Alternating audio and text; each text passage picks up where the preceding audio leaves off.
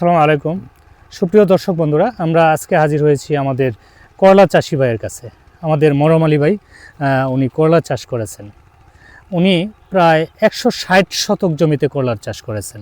উনি এই করলা চাষ করতে কি কি প্রয়োজন সেই বিষয়গুলি সম্পর্কে আমরা আমাদের মরম আলী ভাইয়ের কাছ থেকে শুনবো। আমরা দেখতে পাচ্ছি মরম আলী ভাই ওনার জমি থেকে করলা উত্তোলন করছেন এবং অনেক শ্রমিক ওনার জমিতে কাজ করে। আমরা যদি দেখাই আপনাদের একটু, তাহলে এই পুরো এলাকাটা জুড়েই করলা চাষ হয়ে থাকে এবং প্রচুর মানুষ করলা উত্তোলন করে, প্রতিদিন করলা উত্তোলন করে বিক্রি করে। আপনারা যদি আরেকটু দেখেন যে করলা উনি কাঁচা ভর্তি করতেছেন এবং পাশেই করলা পরিমাপ করে বিক্রি করার একটা ব্যবস্থা করেছেন। যাই হোক, আমাদের মরম আলী ভাই কাছ থেকে আমরা কিছু কথা শুনবো। এর আগে আমি বলি যে করলা চাষের জন্য আমাদের যে মাটির দরকার, সে মাটিটা মূলত আমাদের বেলে দোআঁশ অথবা দোআঁশ মাটি করলা চাষের জন্য সবচেয়ে উপযোগী। এবং মাটির পিএইচ মানটা যদি 5.5 থেকে 7.5 পর্যন্ত এর মধ্যে থাকে, তাহলে করলা চাষের জন্য সবচেয়ে ভালো হয়।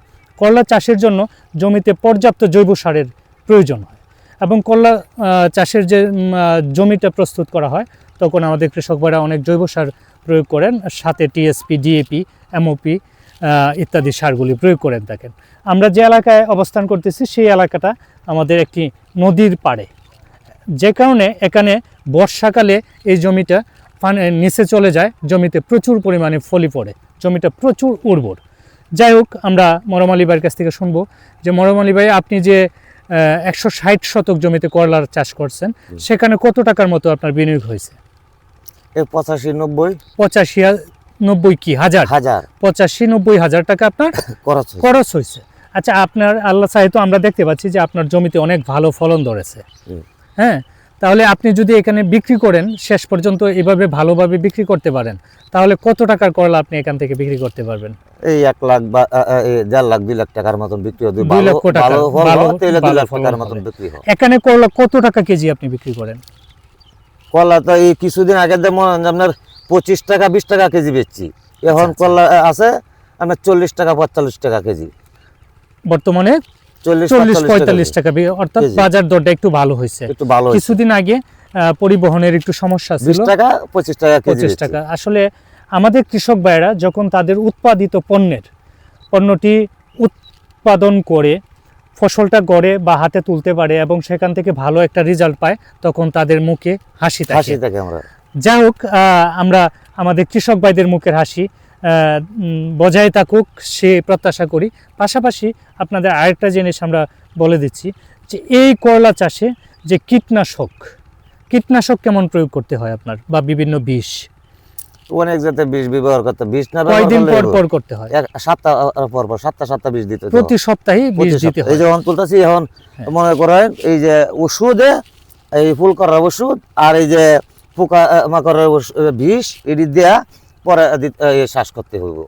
যাই হোক বন্ধুরা, আমি আপনাদের অবগতির জন্য জানাচ্ছি যে করলাতে আমাদের যে রোগগুলি হয়, বিশেষ করে শীত বা অতি শীত এবং অতি কুয়াশায় আমরা এই করলার জমিতে ছত্রাকনাশক জাতীয় ওষুধগুলি কৃষক ভাইয়েরা প্রয়োগ করে। যেমন আমরা প্রায় কার্বেন্ডাজিম, ম্যানকোজেব, মেটোলেক্সিল, এজিস্ট্রোবিন, ট্রাইসাইক্লাজোল বা টেট্রাকোনাজল, এরকম যে বিভিন্ন ওষুধগুলি আছে সেগুলি প্রয়োগ করে থাকেন। এবং আমাদের কৃষক ভাইরা এই জমিতে কীটনাশক হিসেবে যখন পোকের আক্রমণ হয়, তখন সাইফারমেথ্রিন, ক্লোরোফস প্লাস সাইফারমেথ্রিন ককটেল জাতীয় ওষুধগুলি বেশি প্রয়োগ করে থাকেন। যাই হোক, আমরা আমাদের এই কৃষক ভাইদের পরিশ্রম সার্থক হোক এবং ওনাদের এই ফসল আরও সুন্দর হোক, কৃষিতে বাংলাদেশ সমৃদ্ধ হোক। আমরা কৃষিতে আমাদের সবজি বা বিভিন্ন ফসলের স্বয়ংসম্পূর্ণ, কিন্তু আমাদের দরকার এখন নিরাপদ খাদ্য।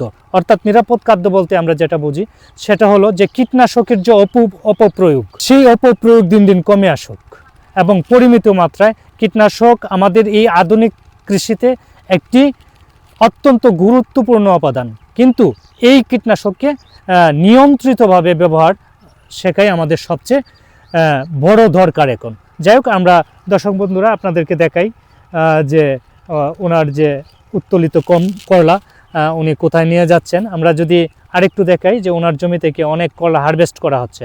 আমরা যদি এইদিকে একটু দেখি, আমরা এখন আপনাদেরকে দেখাবো যে উনি করলা পরিবহন করে ওনার যেখানে স্টক করতেছেন সেখানে নিয়ে যাবেন। জমি থেকে এই করলাগুলি হারভেস্ট করে এখন বিক্রির উদ্দেশ্যে এই কাঁচায় সাজাচ্ছেন, ঠিক জমির পাশেই, একবারে জমির সাথেই। যাই হোক বন্ধুরা, আমরা এতক্ষণ আপনাদেরকে করলা চাষের যে অভিজ্ঞতা নিয়ে কথা বললাম। আমরা এই কৃষক ভাইদের কল্যাণ কামনা করে এবং বাংলাদেশের কৃষি সমৃদ্ধি কামনা করে আমরা পরবর্তীতে আপনাদের সাথে আরও নতুন কোনো বিষয়, নতুন কোনো আবাদ, নতুন কোনো প্রযুক্তি বা নতুন কোনো সমস্যা নিয়ে কথা বলবো। সে পর্যন্ত সবাই ভালো থাকবেন। আসসালামু আলাইকুম।